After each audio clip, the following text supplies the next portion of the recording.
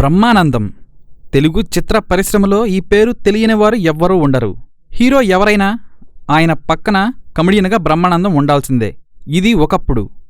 ఒకానొక సమయంలో హీరో ఎవరన్నది పక్కన పెట్టి కేవలం బ్రహ్మానందం చేసే కామెడీని చూసేందుకే అభిమానులు థియేటర్లకు వచ్చేవారు అంటే అతిశయోక్తి లేదు.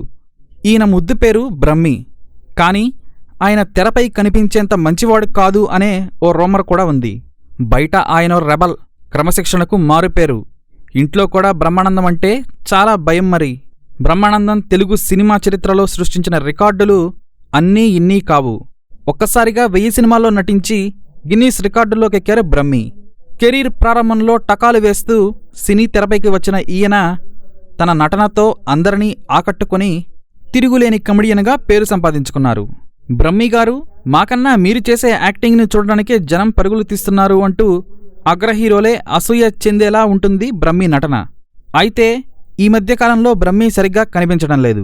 ఆయనకు సినిమా ఛాన్సులు కూడా రావడం లేదు అనే గాసిప్ వినిపిస్తుంది. అందుకు కారణం, గతంలో కొంతమంది క్రింది స్థాయి కమెడియన్లను బ్రహ్మి చాలా హీనంగా మాట్లాడాడని, ఎవడు పడితే వాడు సినీ పరిశ్రమలోకి వచ్చి కామెడీలు చేస్తున్నారని ఓ సినిమా షూటింగ్ టైంలో బ్రహ్మానందం బహిరంగంగానే అన్నాడని, కొత్తగా వస్తున్న కమెడియన్లను బ్రహ్మి అస్సలు దగ్గరకు కూడా రానిచ్చేవాడు కాదనే ఓ రూమర్ ఉంది. ఇదే కాక షూటింగ్ టైంలో స్నేహితులతో టైం వేస్ట్ పనులన్నీ చేస్తూ షూటింగ్ ఆలస్యం చేస్తాడని ఇలా ఎన్నో విమర్శలు ఎదుర్కొన్న బ్రహ్మానందంను సినీ పరిశ్రమ దూరం పెడుతుంది అనే గాసిప్ వినిపిస్తుంది.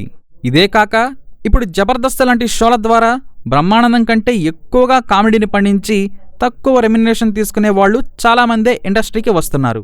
అందుకే దర్శక నిర్మాతలు వారిపైనే ఎక్కువ దృష్టి పెడుతున్నారు. దీంతో నటుడు బ్రహ్మానందం కెరీర్ ఇప్పుడంత ఫామ్లో లేదనే చెప్పాలి.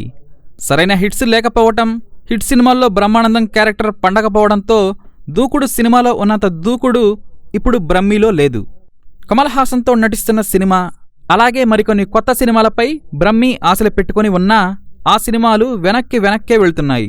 అయినా కూడా మళ్లీ దూసుకొచ్చే సత్తా బ్రహ్మానందానికి ఉంది అనే విషయం అందరికీ తెలిసిందే.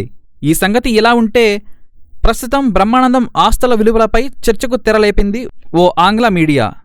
దక్షిణాది కేంద్రంగానే నడిచే ఈ ఇంగ్లీష్ మీడియా వర్గం బ్రహ్మి ఆస్తుల విలువ గురించి భారీ నంబర్నే చెబుతోంది.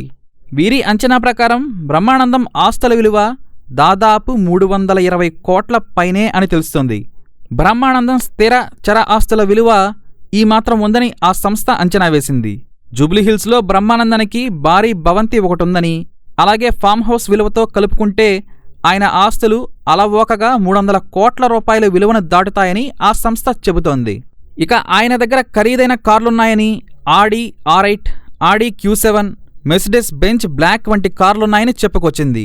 అటు విలాసవంతమైన జీవితాన్ని గడుపుతూ కూడా బ్రహ్మానందం భారీ స్థాయిలో ఆస్తులు కూడబెట్టడం పేర్కొంది.